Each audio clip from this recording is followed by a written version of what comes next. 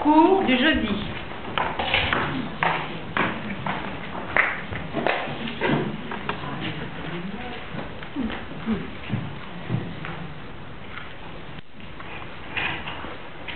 Jeremy.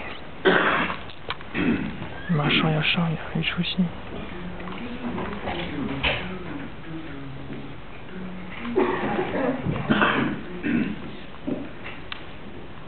Et ce pied sur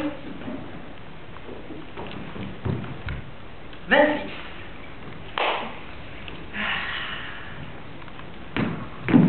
Tiens, Figaro, voilà ton petit chapeau. Le trouves-tu mieux ainsi?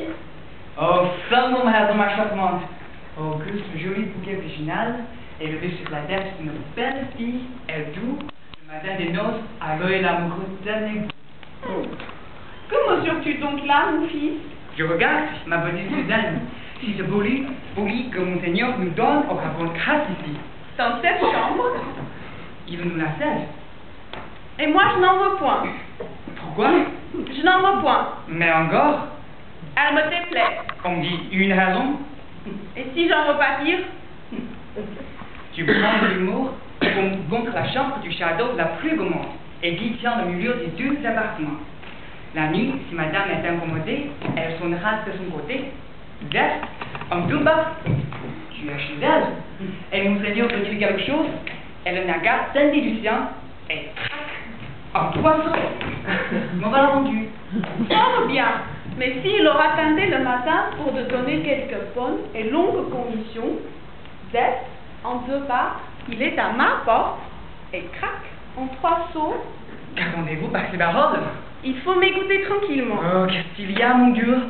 Il y a, mon ami, que là de courtiser les beautés des environs, monsieur le comte Almaviva veut rentrer au château, mais non pas chez sa femme, c'est sur la tienne, entendu, qu'il a jeté ses vues, auquel il espère que le logement ne nuira pas.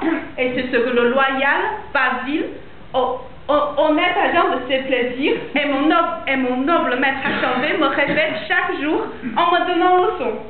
Basile, oh mon mignon, jamais volé de ma belle, fatigué sur une échine, et dûment redresser la pienne.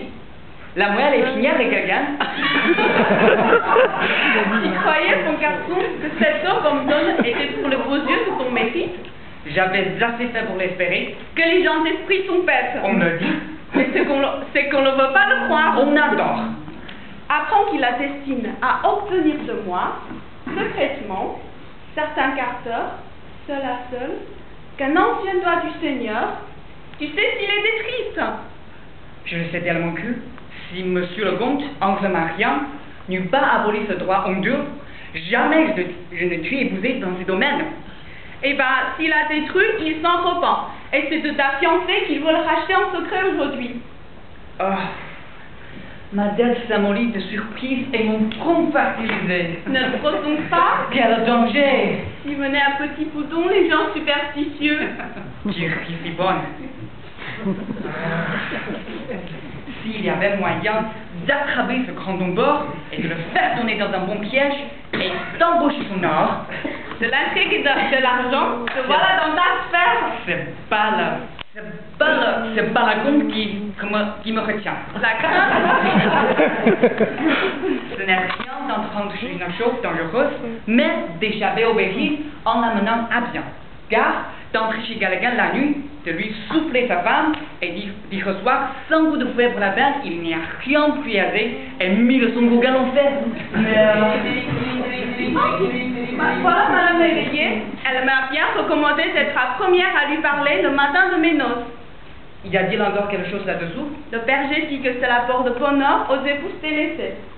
Adieu mon petit chichi, Figaro, trêve à notre affaire. Oh, pour mon petit esprit, donner un petit baiser. À mon amant, aujourd'hui, je t'en souhaite. Et quand irai demain, mon mari? Eh bien.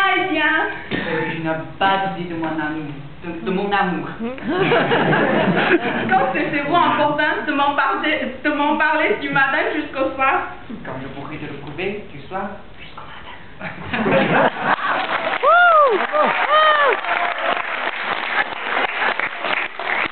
Je n'ai plus rien à vous. Oh, c'est pas ainsi que vous l'avez reçu.